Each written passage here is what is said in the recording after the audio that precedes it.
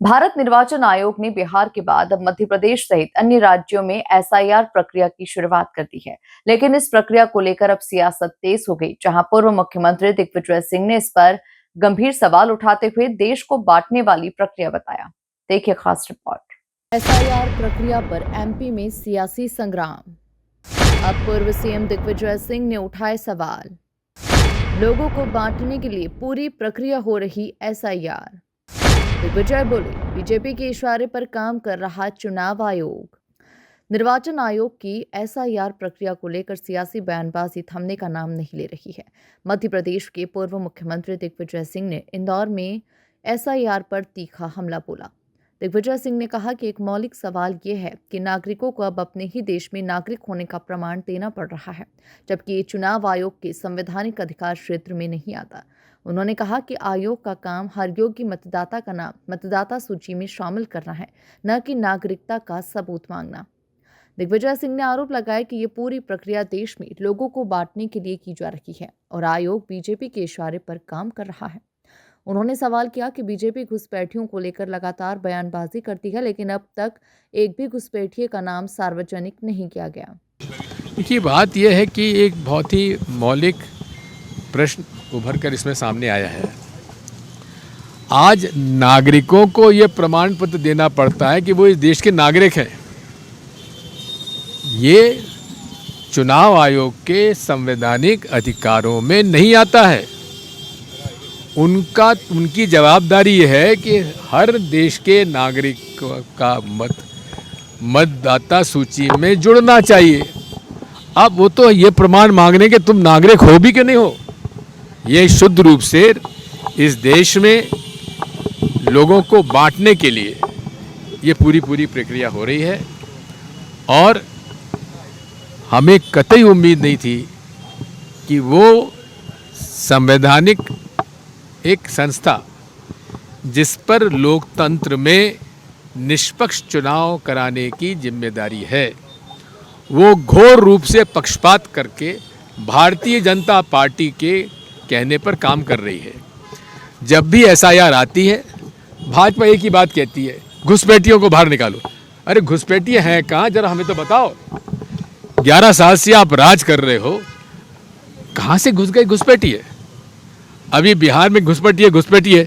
अरे एक का नाम भी तो भारतीय जनता पार्टी ने आपत्ति नहीं डाली, तो घुसपैठिए कहाँ से आ गए? लेकिन उनको तो हर चीज़ को हिंदू मुसलमान करना है और ये बात तो है पूरे संविधान में हर व्यक्ति के नागरिक अधिकारों का हनन है। कोर्ट में जाएंगे इसके खिलाफ कांग्रेस? कोर्ट तो पहले से ही चल रहा है सुप्रीम कोर्ट में। और फिर बिहार चुनाव को लेकर सर क्या कहेंगे? जिस तरीके से इंतजार करिए 14 नवंबर का।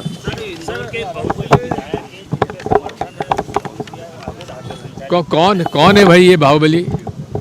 नाम तो बताओ। वो बाहुबली है? अच्छा बाहुबली। अच्छा बाहुबली मतलब चारों तरफ जिसकी ताकत हो उसको यही कहते हैं ना, बाहुबली को। हाँ? इंदौर में दिग्विजय सिंह ने इंदिरा गांधी की 41वीं पुण्यतिथि पर माल्यार्पण किया। साथ ही उन्होंने सरदार वल्लभ भाई पटेल की जयंती पर श्रद्धांजलि अर्पित करते हुए कहा कि वो नेता थे जिन्होंने किसानों को ब्रिटिश शासन के खिलाफ संगठित किया और आज जो देश का नक्शा हम देख रहे हैं उसका श्रेय उन्हें ही जाता है। दिग्विजय सिंह ने आगे कहा, इंदिरा गांधी ने पाकिस्तान के घमंड को तोड़ते हुए बांग्लादेश को अलग करके 2 टुकड़े कर दिए थे। आज हम उन हस्तियों को याद करते हैं, एक का जन्मदिन है, एक की पुण्यतिथि है। सरदार वल्लभ भाई पटेल वो शख्सियत थे इस देश के जिन्होंने किसानों को पहली बार ब्रिटिश हुकूमत के खिलाफ संगठित किया और उनकी लड़ाई लड़ी। आज जो भी अमूल डेयरी है उसकी स्थापना सरदार वल्लभ भाई पटेल ने की थी। जब देश आज़ाद हुआ तो छोटे छोटे राज्यों में, रियासती राज्यों में बटा हुआ था। ब्रिटिश हुकूमत जहाँ जहाँ सरकार चला रही थी उतनी ही उन्होंने ट्रांसफ़र की सन 47 में, लेकिन सरदार वल्लभ भाई पटेल ने देशी रियासतों के राजाओं के, नवाबों के से चर्चा करके देश को वो स्वरूप दिया जो आज हम लोग देख रहे हैं। इसलिए आज के भौगोलिक नक्शे को यदि मौजूदा स्थिति में हम किसी को श्रेय देते हैं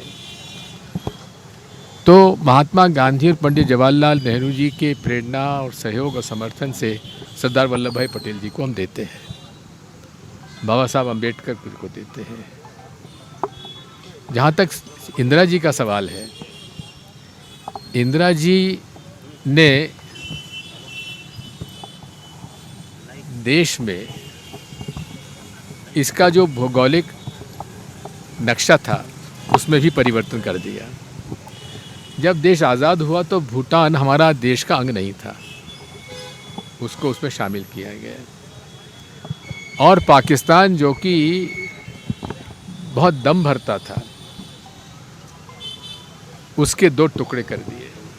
और जिस प्रकार से उन्होंने जिस बखूबी राजनीतिक और उनकी कुशाग्र बुद्धि के और उनके साहस का परिचय देते हुए उन्होंने बांग्लादेश में वो हुकूमत दूर कर दी जो लोकतांत्रिक मूल्यों के खिलाफ राज कर रही थी।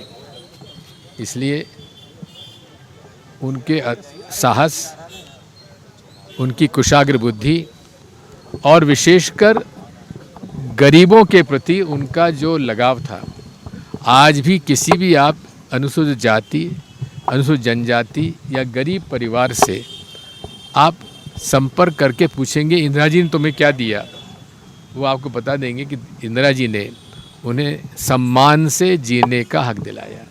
एक और जहां निर्वाचन आयोग एसआईआर प्रक्रिया को लेकर तैयारी में जुटा है, वहीं दूसरी ओर विपक्ष इसे लेकर लगातार सवाल उठा रहा है। अब देखना होगा कि आयोग की ये प्रक्रिया कितनी पारदर्शी और निष्पक्ष साबित होती है। Bureau report, MP news, Indore.